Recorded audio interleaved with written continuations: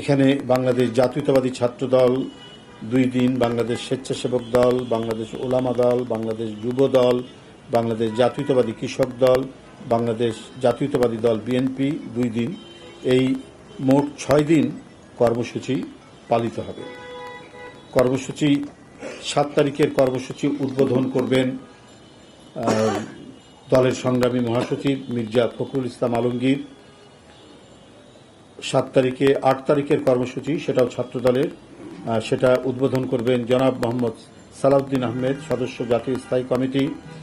9 তারিখের কর্মসূচি উদ্বোধন করবেন, এই কর্মসূচিটি হচ্ছে জাতীয়তাবাদী স্বেচ্ছাসেবক দল এবং বাংলাদেশ জাতীয়তাবাদী ওলামা দল 2টি যৌথভাবে। এটার উদ্বোধন করবেন জনাব নজরুল ইসলাম খান, সদস্য জাতীয় স্থায়ী কমিটির। 10 তারিখের বাংলাদেশ জাতীয়তাবাদী যুব দল এবং জাতীয়তাবাদী কৃষক দলের কর্মসূচি উদ্বোধন করবেন মির্জা আব্বাস।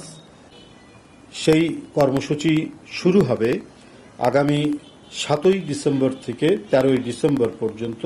এই 6 দিন এই কর্মসূচিটি অব্যাহতভাবে চলবে। এই কমিটির সদস্য বগুড়া জেলা বিএনপিতে আছেন কৃষিবিদ হাসান জাফির তুহিন, সেও এই কমিটির সদস্য, তাকে চেনেন আপনারা, কৃষক দলের সভাপতি। আব্দুল মোনায়েম মুন্না আপনারা নিশ্চয়ই জানেন, এখানে বসে আছেন, জাতীয়তাবাদী যুব দলের সভাপতি, সেও এই কমিটির সদস্য। SM জিলানি, সে এই কমিটির সদস্য, স্বেচ্ছাসেবক দলের সভাপতি।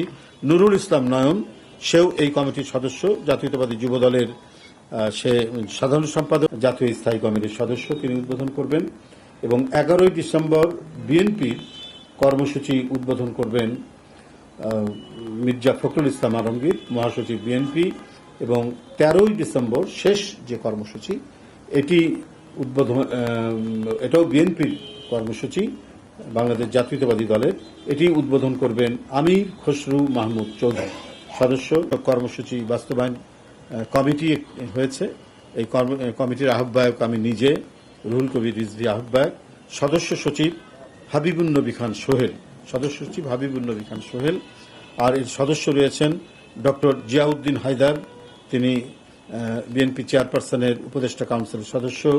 ডক্টর মাহদি আমিন, আমাদের ভারপ্রাপ্ত চেয়ারম্যানের উপদেষ্টা। আমিনুল হক, তিনি আমাদের উত্তরের